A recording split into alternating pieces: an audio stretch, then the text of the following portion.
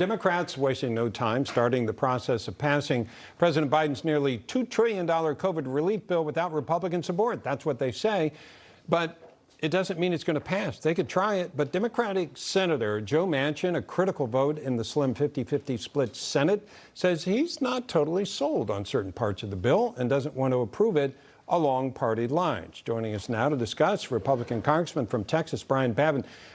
Congressman, tell me how negotiations work in that case. I mean, it seemed like Biden and company were kind of counting on that vote, and Joe Manchin is saying, hold on a second, I come from a conservative state. I may be a Democrat, but West Virginia, we have a lot of people that try to keep an eye on what we're spending.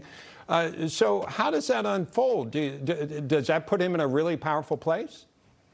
It certainly does. You know, moderate Democrats are getting to be as rare as hen's teeth anymore. The radical wing of that party wags the tail, wags the dog. So they're going to need him. I'll be very, very surprised if any Republicans vote for this.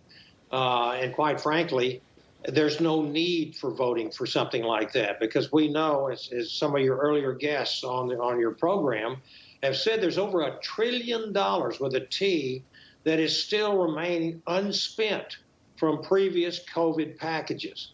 And there's a good bet that when they pass this and try to get their shell budget for budget reconciliation to be able to ram these things through the Senate without having to pass the 60-vote filibuster rule, there's a great chance that they're going to have extraneous matters and materials in there that are going to be considered, which would violate what they call the Byrd Rule in the United States Senate. And there will be points of order that will be raised, and they may not be successful in getting this thing through. And that may not match what comes out of what's out of the House, right? Exactly. So they would have to deal with that. What are the biggest problems you have with the bill? Oh, it's just so much. You know, it's a dream list of Democrat far left, provisions in there, and some of them are you've already heard some of your previous guests. I mean, a $15 an hour minimum wage, essentially doubling, the minimum wage now, which is going to put up to 1.3 to 3.7 million people out of work.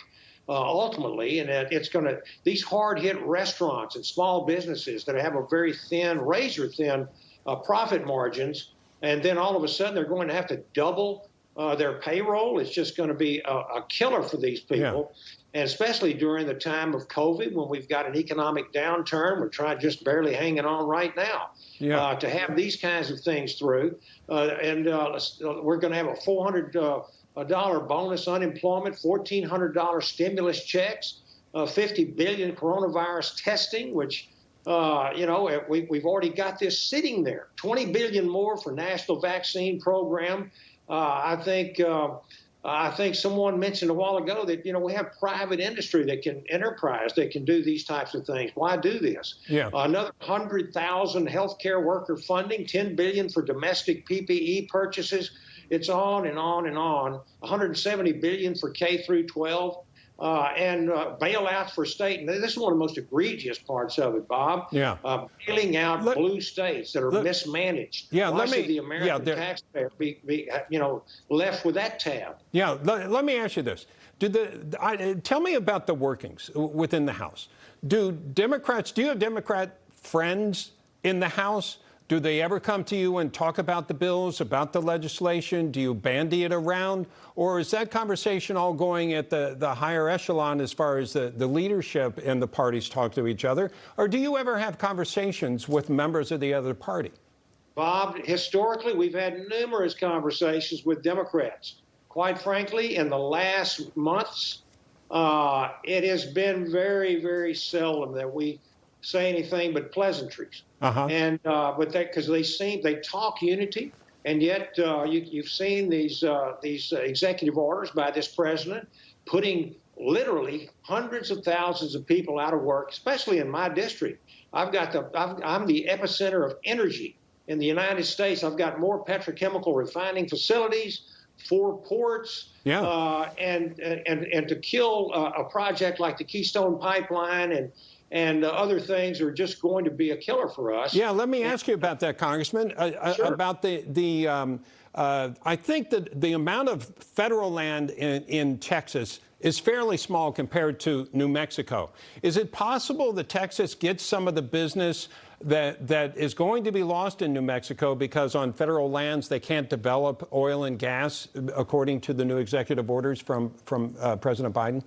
That's a great question. I was with a New Mexico Republican member yesterday in Houston, in my district, at the Port of Houston, talking about the discontinuation of the Keystone Pipeline. And of course, we don't have that much federal lands. Right. That it would not hurt us near as bad. But let me tell you, a project like Keystone and many of the other, I met with 10 different pipeline companies yesterday and their representatives, and the pipelines don't just stay in Texas; they go outside the state. Keystone was going all the way to Canada, and this is going to put tens of thousands of people out of work. It's going to hurt Texas as well. Yeah. It's going to trickle down and hurt the refiners. It's going to hurt our environment. They keep talking about this as an environmental matter. The Keystone was, right, and yet the safest way to ship product like this is under the ground in pipelines, and yet we're going to be put more at the mercy of Russia, Iran, and other foreign producers, and then have to ship it all the way around the world, which would be a lot more liable to have pollutions and emissions and burn more fossil fuels, getting them here by truck, marine transportation, et cetera. Okay. So it doesn't make a bit of sense. Not a bit of sense, Bob. All right. Congressman Babin, thank you so much for joining us and sharing some of your thoughts. Thank you. Yes, sir. Thank you. You just watched Newsmax TV, America's fastest growing cable news channel, now in more than 70 million homes. You can get Newsmax TV on your cable system or check your cable guide. And if your system doesn't carry Newsmax, call them, tell them you want Newsmax TV, because we're real news for real people.